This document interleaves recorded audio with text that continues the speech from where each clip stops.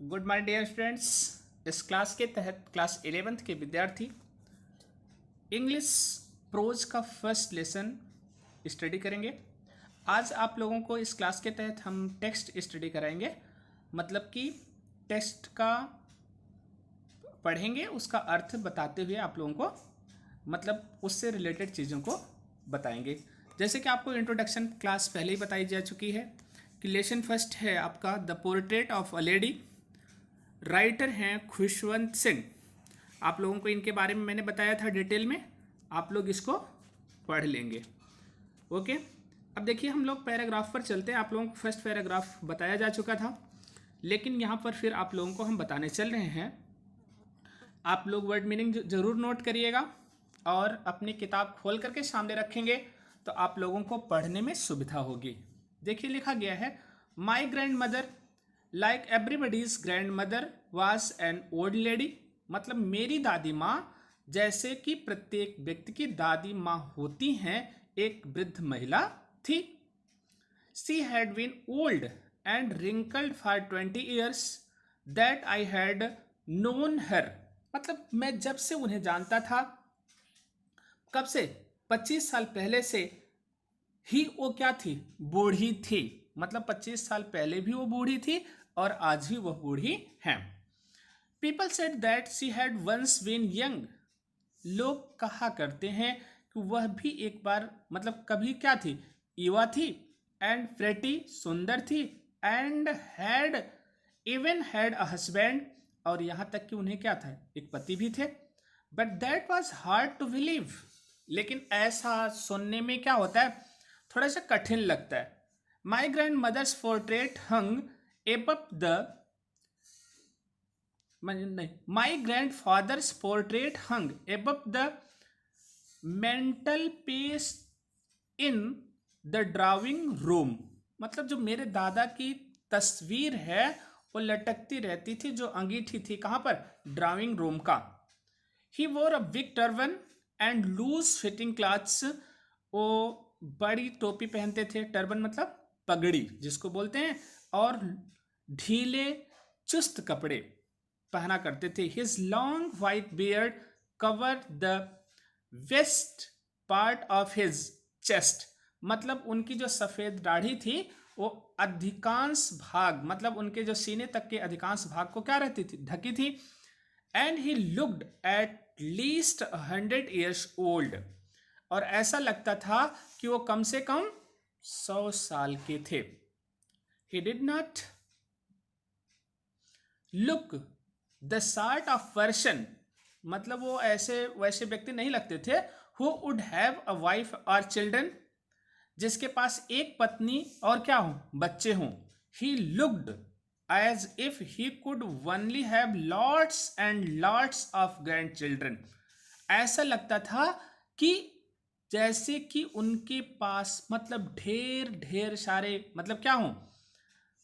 Grand children हो।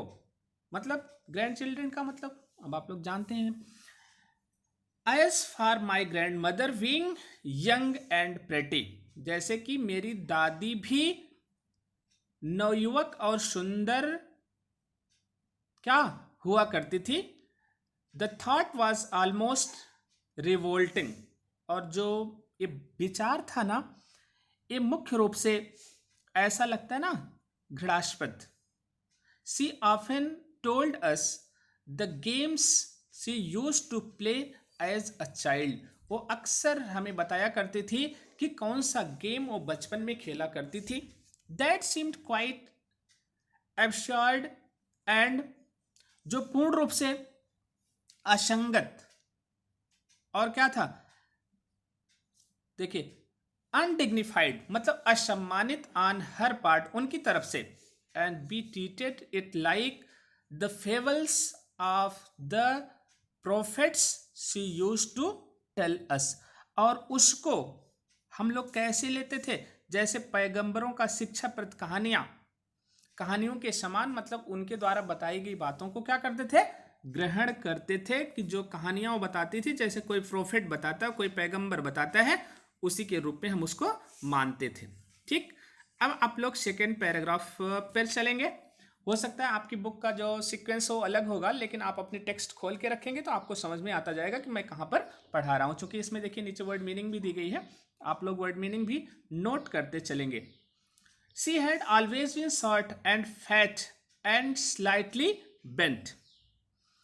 अब देखिए कह रहा है कि she had been always been short and fat and slightly bent, मतलब वह सदा छोटे कद की, मोटी और थोड़ी झुकी हुई थी। कौन?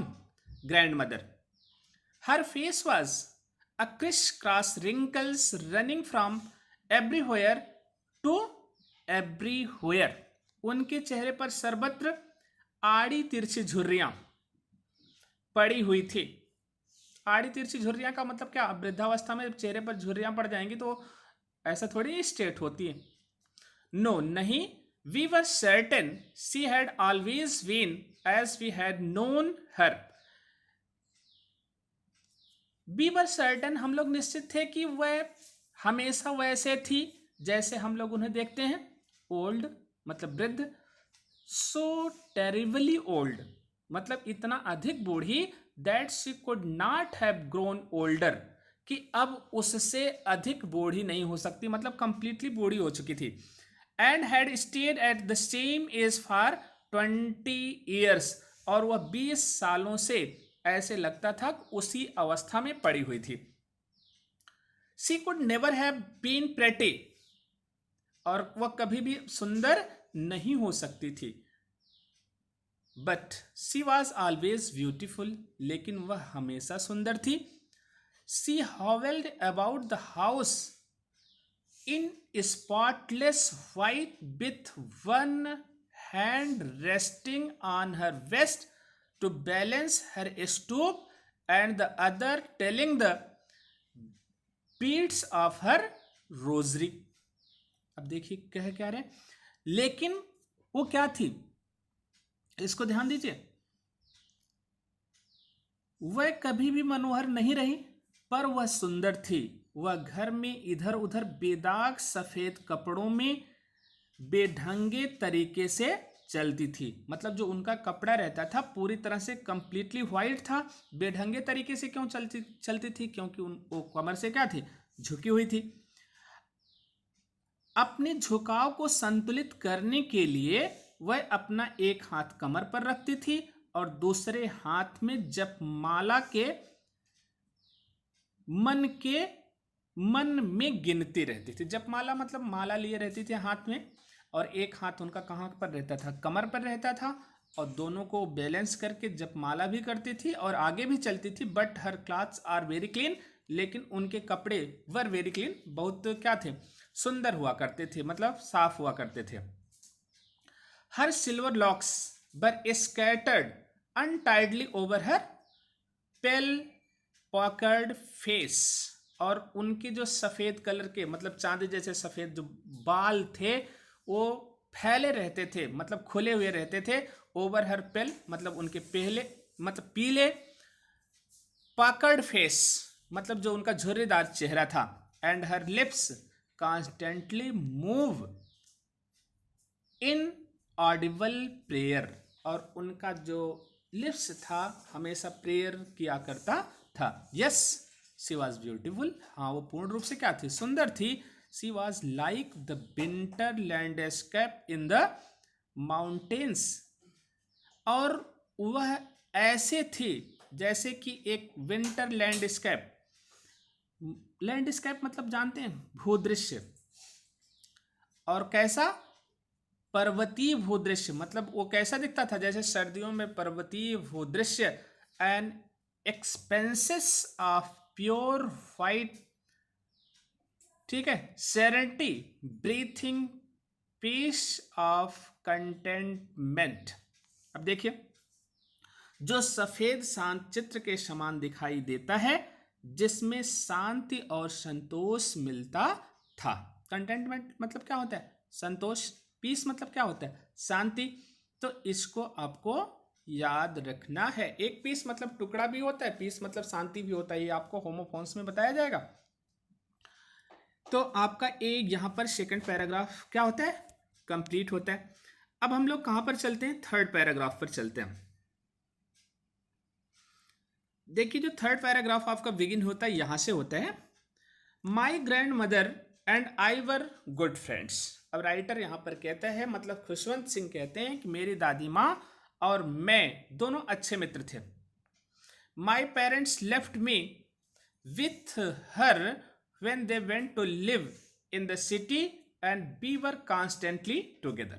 My parents left me, मेरे माता पिता मुझे छोड़ दिए, विथ हर उनके साथ मतलब दादी के साथ, when they went to live in the city जब वह शहर रहने के लिए गए, and we were constantly together और हम दोनों लगातार एक साथ थे। मतलब कौन? ग्रैंड मदर और राइटर कहता है she used to wake me up in the morning and get me ready for school। वह सुबह मुझे उठाया करती थी और स्कूल के लिए तैयार करती थी। she said her morning prayer, वह अपने सुबह का के प्रेयर किया करती थी in a monotonous sing song, मतलब जैसे बड़बड़ाते हुए लय रहित, मतलब क्या सॉन्ग में, while she bathed, जब वह नहाती, एंड ड्रेस्ड मी, और मुझे कपड़े पहनाती, इन द होप, इस आशा में, that I would listen and get to know it by heart, कि मैं उसे सुनूंगा और उसे हृदय से क्या करूंगा? याद करूंगा। आई लिसन, मैं सुनता था, because I loved her voice, क्योंकि मुझे उनकी आवाज से प्रेम था। But plastered with yellow chalk, a tiny earthen ink pot, and a red pen, tie them all in a bundle and hand it to me। और अब उसके आगे क्या करती थी?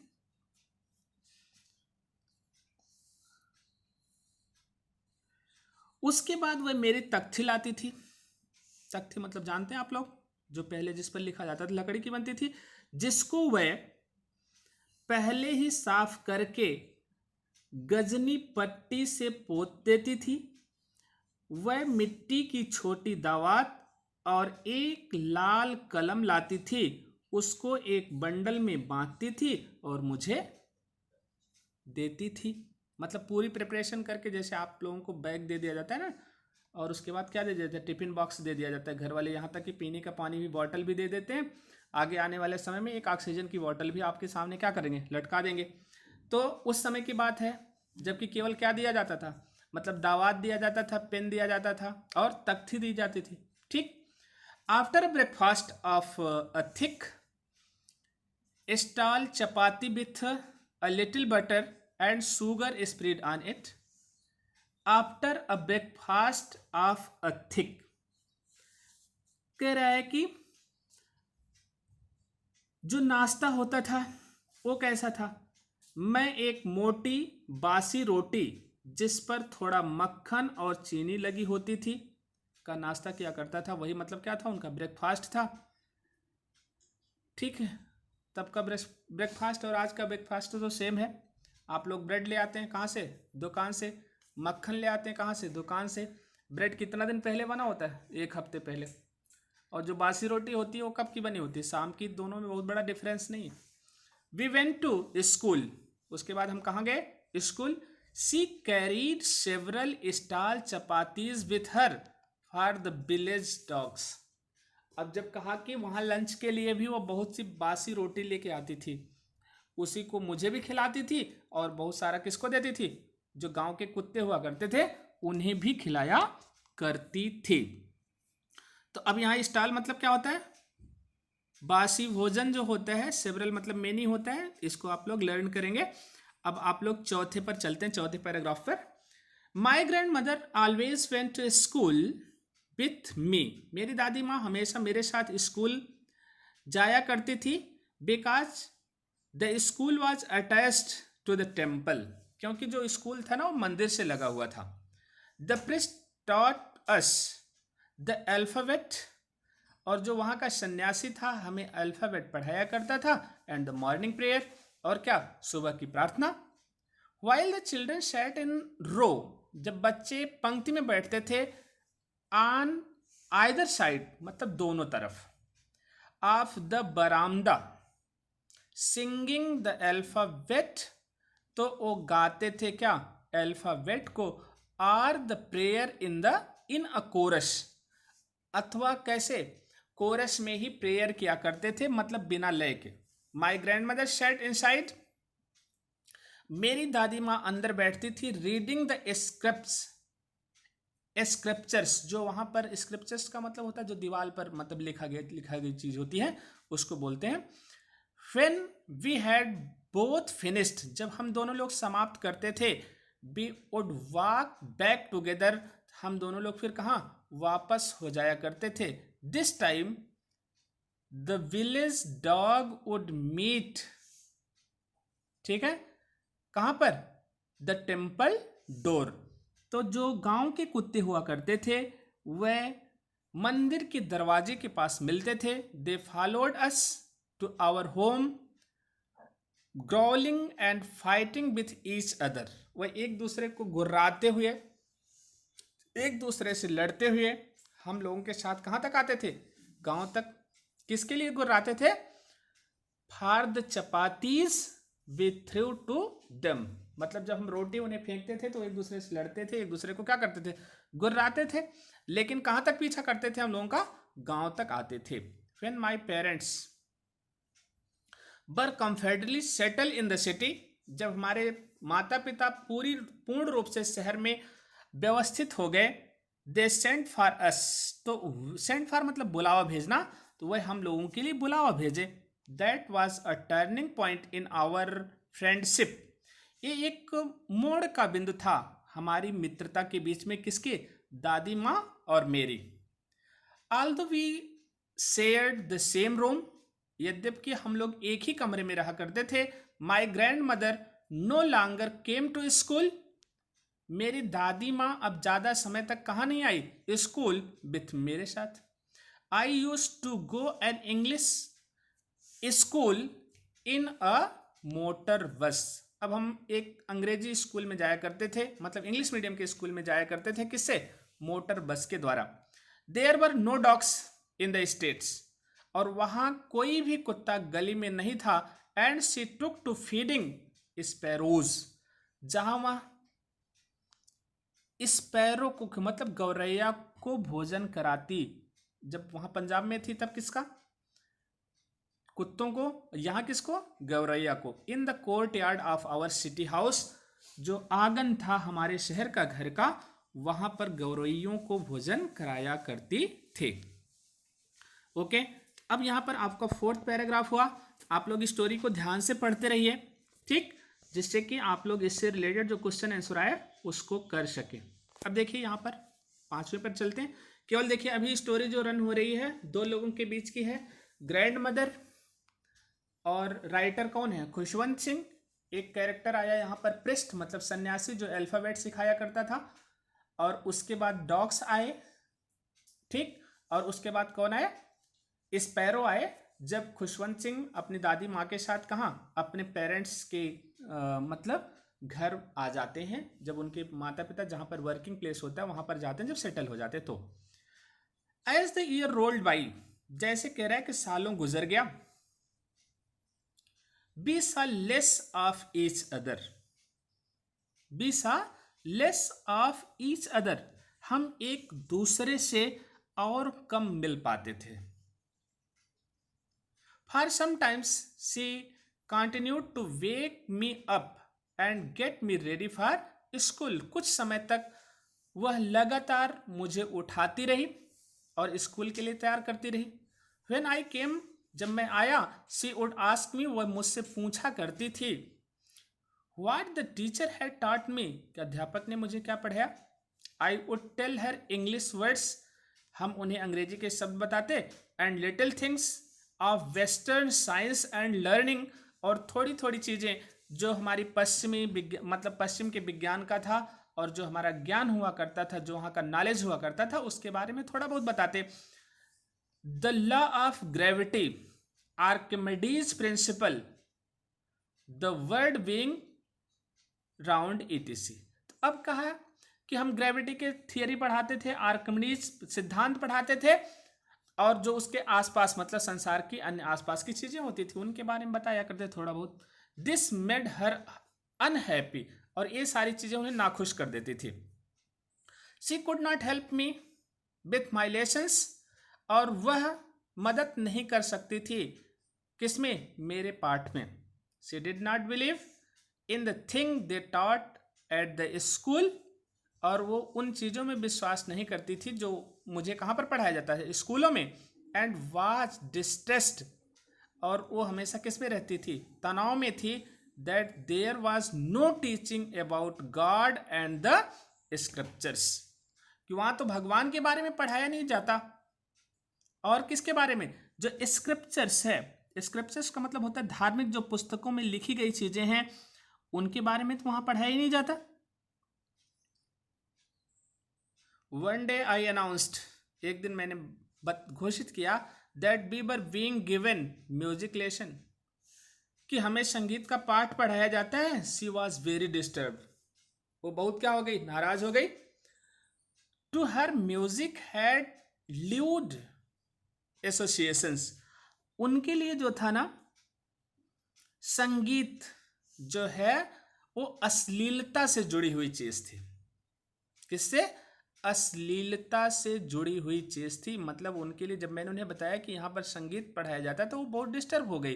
To her music had lewd associations, it was the monopoly of heralds and beggars and not meant for gentle folk.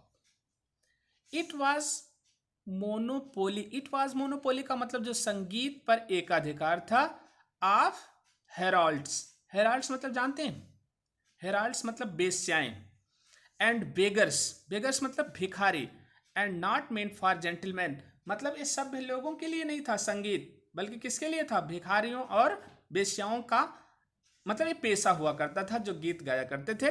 She said nothing, वो कुछ नहीं कही, but her silence meant disapproval, लेकिन उनकी शांति ही असहमति थी। She rarely talk to me after that, उसके बाद वह मुझसे बहुत मुश्किल से बात किया करती थी। अब आप लोगों को 6 पैराग्राफ पर चलना है। When I went up to university, जब मैं कहाँ गया, university, I was given a room of my own, तो मुझे अपना खुद का कमरा दिया गया। The common link of friendship was snapped, और जो एक सामान्य जुड़ाव था मित्रता का वो क्या हो गया, स्नैप्ड हो गया। स्नैप्ड का मतलब क्या हो गया, टूट गया। My grandmother accepted her seclusion with resignation. मेरी दादी माँ ने अकेलेपन चुपचाप स्वीकार कर लिया। सेक्लेशन मतलब क्या होता है, अकेलापन। She rarely left her spinning wheel to talk to anyone. वो मुश्किल से अपनी जो कताई मतलब होता था, स्पिनिंग मतलब जो चरखा चलाना होता था, उसको मुश्किल से छोड़ती थी जब कभी किसी से बात करती थी। From sunrise to sunset she sat by her wheel spinning and reciting prayer, वो हमेशा चरखा काटती रहती थी, मतलब सूत काटती और प्रेयर करती रहती थी। ओनली इन द आफ्टरनून, केवल दोपहर के बाद, she relax for a while to feed the sparrow, थोड़ी देर आराम करती थी गौरैयों को खाना खिलाने के लिए। While she sat in the बरामदा, जब वह बरामदे में बैठती, breaking the bread into little bits, तो रोटियों को छोटे छोटे टुकड़ों में तोड़ देती। Hundreds of little birds collected round her, creating a veritable on her veritable bedlamps of chirpings, वहां इकट्ठा होती उनकी चारों तरफ और विभिन्न प्रकार के चहचहाने की आवाज उत्पन्न करती।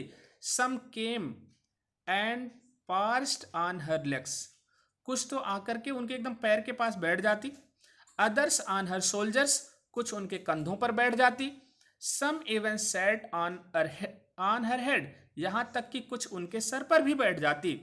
सी स्माइल्ड, वो मुस्कुराती, but never shooed them away, लेकिन कभी उन्हें दूर नहीं भगाती। अब यहां तक समझ में आया? It use to be the happiest half hour of the day for her. और कह रहे हैं दादी मुस्कुराती थी लेकिन वह उनको कभी डांट कर नहीं भगाती थी। दिन का वह आधा घंटा उनके लिए सबसे प्रसन्नता पूर्वक समय होता था। मतलब it use to be happiest half hour of the day for her, जो दिन का ये आधा घंटा होता था वो उनके लिए सबसे खुशहाली का दिन होता था। आप लोग ये वीडियो रोक करके वर्ड मीनिंग जरूर पढ़ेंगे और लिखेंगे, ठीक। अब यहाँ पर हम लोग चलते हैं 7th पैराग्राफ पर। अपनी किताब खोल के सामने आप लोग रखिएगा। वीडियो कंप्लीटली हम क्लियर दिए हैं, लेकिन अगर हो सकता है कुछ आप लोगों को दिखाई ना पड़े तो आप अपनी किताब से क्लियर करिएगा उसको। देखिए 7th में लिखा है, when I decided to go abroad for further studies. Abroad का मतलब होता है दूसरे देश में जाना, मतलब इन फॉरेन कंट्री। जब मैंने निर्णय लिया आगे की पढ़ाई के लिए, FURTHER लिखा है, इसका मतलब आगे की पढ़ाई। अगर FARTHER लिखा हो तो इसका मतलब दूर होता है। जब हम आगे की पढ़ाई के लिए डिसीजन लिया कि हमें कहाँ जाना है, विदेश, I was sure my grand mother would be upset. मैं निश्चित था कि मेरी दादी माँ जरूर उदास होंगी। I would be away for 5 years, मुझे 5 साल दूर रहना था। And at her age once could never tell, और जो उनकी उम्र थी कि कोई बता नहीं सकता था क्या, but my grand mother could, लेकिन मेरी दादी माँ बता सकती थी। सी वॉज नॉट इवन सेंटिमेंटल, कि वह अब भी भावुक नहीं थी।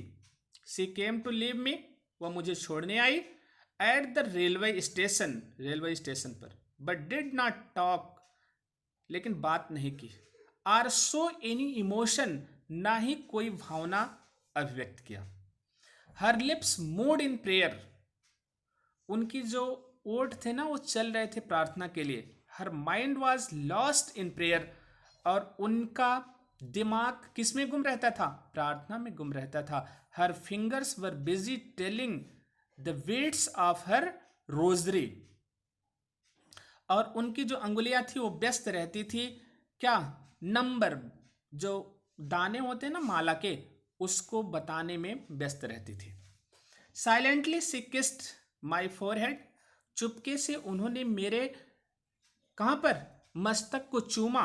एंड व्हेन आई लेफ्ट, और जब मैंने उन्हें छोड़ा, I cherished the moist imprint as perhaps the last sign of physical contact between us. अब यहां पर देखिए, चूमा, और जब मैं चला तो मैंने गीली छाप को अपने मन में संजोया, जैसे कि वह शायद हमारे बीच में भौतिक संपर्क का अंतिम चिन्ह है। कि मतलब ऐसा मैंने महसूस किया कि अब दादी माँ को छोड़ के जा रहे हैं, इसके बाद अब हमारा और उनका मतलब जो ये फिजिकल कांटेक्ट है वो कभी नहीं होगा। ओके, अब देखिए हम लोग कहाँ पर चलते हैं, 8वें पैराग्राफ पर चलते हैं। आप लोग किताब खोल करके पेशेंस से बैठिएगा।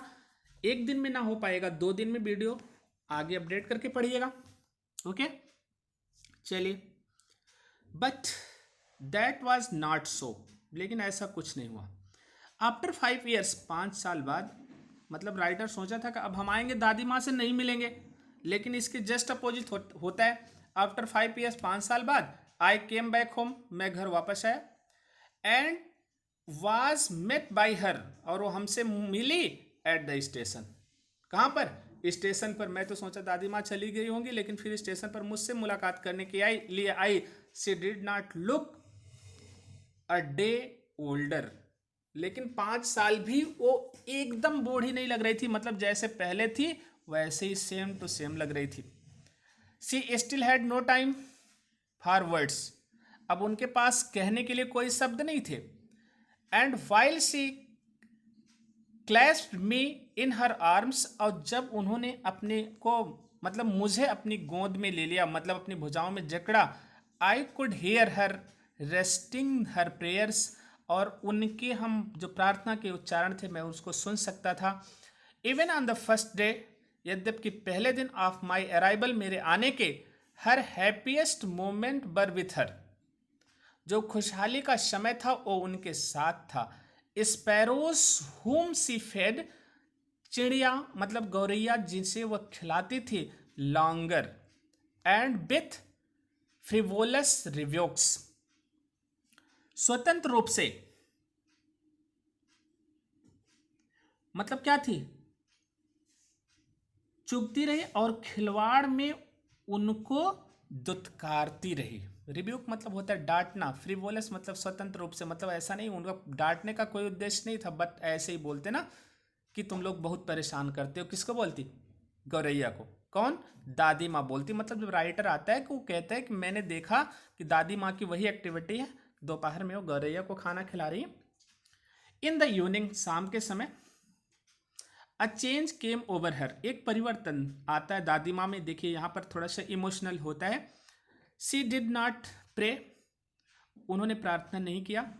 She collected the women of the neighbourhood, उन्होंने पड़ोस की महिलाओं को इकट्ठा किया। गाट एन ओल्ड ड्रम, एक पुरानी ढोल ली, एंड स्टार्टेड टू सिंग, और गाना शुरू कर दिया। अब देखिए यहाँ दादी माँ में थोड़ा सा परिवर्तन आ गया कि उन्होंने पड़ोस की महिलाओं को इकट्ठा किया, ढोल इकट्ठा किया और गाना शुरू किया। फॉर सेवरल आवर्स, कई घंटों तक, she thumbed the sagging skins of the dilapidated drum and sang the home coming of warriors, और home coming of the barriers मतलब योद्धा जो घर आते हैं ना, उनके आने का जो विजय गीत है वो उस ढोल को बजा करके पीट करके ड्रम को गा रही थी। She had to persuaded her to stop to avoid over straining, ठीक,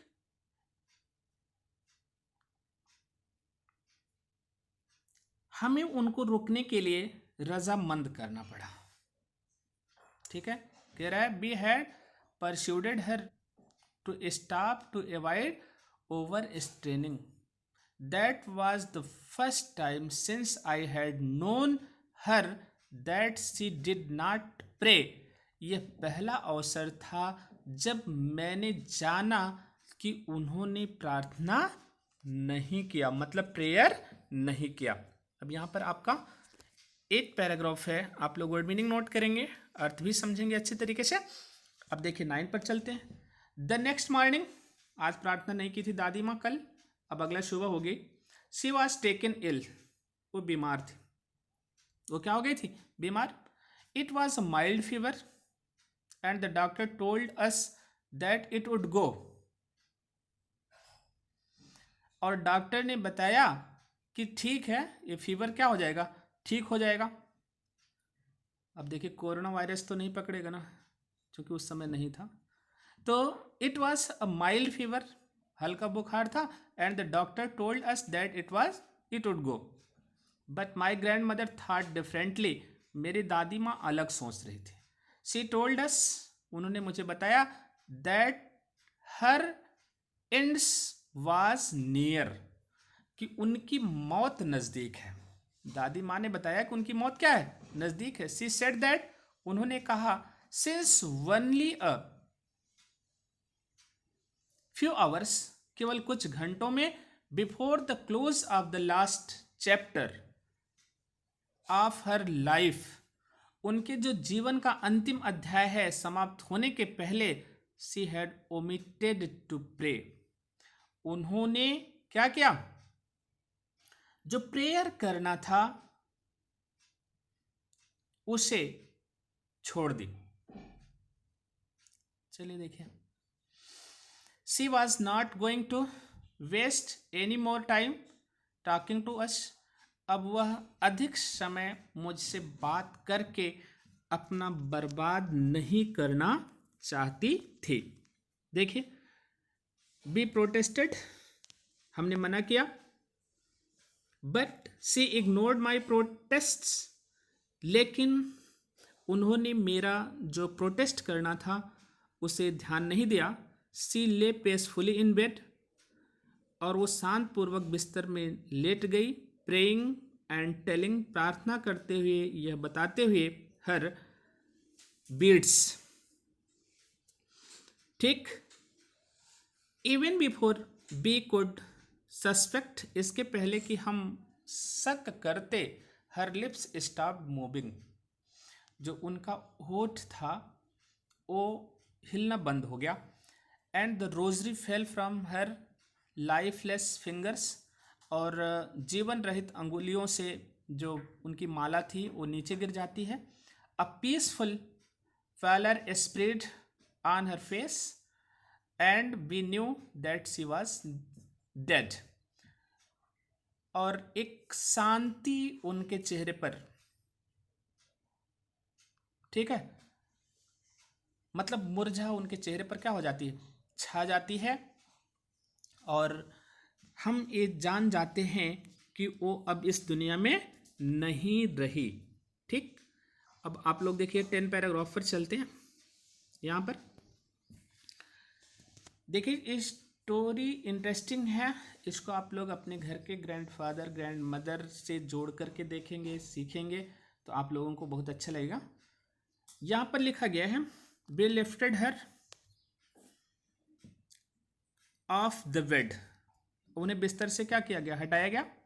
एंड एज इन कस्टमरी, जैसे कि मतलब रीति रिवाज के अनुसार, laid her on the ground, उन्हें जमीन पर लेटा दिया गया। And covered her with a red shroud, और उन्हें लाल कफन से ढक दिया गया। After few hours of mourning, कुछ देर मतलब बिलाप के बाद, we left her alone to make arrangements for her funerals, हम लोग उन्हें छोड़ दिए, क्या, उनके अंतिम संस्कार की व्यवस्था करने के लिए। इन द इवनिंग, शाम को, we went to her room, हम उनके कमरे में गए। A crude stretcher to take her to cremated, एक क्रूड स्ट्रेचर, स्ट्रेचर मतलब जानते हैं, अर्थी जिसको बोलते हैं, उनका दाह संस्कार करने के लिए एक लकड़ी की एक अर्थी के साथ शाम को हम उनके कमरे में गए। कह रहे हैं, द सन वॉज सेटिंग, सूर्य अस्त हो रहा था। And had lit her room and बरामदा with a blaze of golden light, जो उनका कमरा था ना, और जो बरामदा था वो पूरी तरह से मतलब ब्लेज मतलब जल उठा, कैसे, सूर्य के जो सुनहला प्रकाश था उससे। We stopped half way in the courtyard, हम जब आंगन की तरफ आधे दूर थे रुके। ऑल ओवर द बरामदा and in her room, right up to where she lay dead and stiff wrapped in the red shroud, thousands of sparrows sat scattered on the floor. हम आधे बरामदे के पास मतलब गए, वहां पर रुक गए, और वहां पर ठीक मैंने देखा जहां पर वो लेटी हुई थी, लाल कफन से ढकी हुई थी, हजारों जो गौरैया थी वो भी उस फर्श पर बैठी इधर उधर क्या थी, स्कैटर्ड थी, मतलब छितर बितर थी। देयर वॉज नो चर्पिंग, कोई भी चिड़िया चहचहा नहीं रही थी। We felt sorry for the birds, हम दुखी महसूस हुए चिड़ियों के लिए। And my mother fetched some breads for them, मेरी माँ ने कुछ रोटियां उनके लिए तलाशी। She broke it into little crumbs, वह उन्हें छोटे छोटे टुकड़ों में तोड़ दिया। The way my grand mother used to, जिस तरीके से मेरी दादी माँ किया करती थी। And threw it to them, और उस रोटी को गौरैयों के लिए फेंक दिया। अभी दादी माँ लेटी हुई थी मर करके। The sparrows took no notice to the bread, notice of the bread. और किस मतलब गौरैया जो थी वहाँ की, उन्होंने किस पर नहीं ध्यान दिया, उस ब्रेड पर, रोटी पर। When we carried my grandmother's crops off, और जब हम लोग लेके गए अपनी दादी माँ की लाश को, क्रॉप्स मतलब क्या होते हैं, लाश को, दे फ्लू अवे क्वाइटली, और वो शांत पूर्वक क्या हो गई, उड़ गई। कौन, जो गौरैया थी, स्पैरोज थी, वो उस दिन कोई चर्पिंग नहीं की और वहां से शांतिपूर्वक क्या हो गई, उड़ गई। नेक्स्ट मॉर्निंग, अगली सुबह, the sweeper shift the bread crumbs into the dustbin.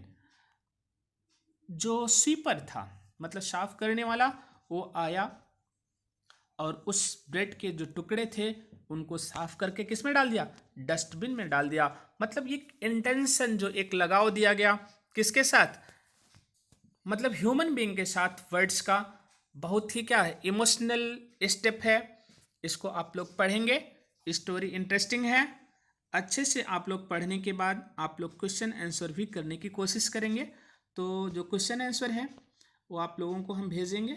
आप लोग थोड़ा सा इसको पढ़ते हुए अपनी कॉपी में क्या करेंगे, नोट करेंगे। ओके, तो ये जो क्वेश्चन आंसर है इसको आप लोग देखिए। ये सारी चीज़ें आप लोगों को हम बता रहे हैं, अच्छी तरीके से आप लोग पढ़ करके क्वेश्चन आंसर वीडियो रोक करके आप लोग पढ़िएगा, फिर अपने मन से इसको लिखने की कोशिश करिएगा। ओके, तो एक लंबी एक्सरसाइज है, इसको आप लोग कंप्लीट करेंगे तो आप लोगों के लिए क्या रहेगा, बेहतर रहेगा। ठीक, तो okay, thank you for this class. आगे की जो इन्फॉर्मेशन होगी इसके से रिलेटेड आप लोगों को भेजेंगे। Thank you very much.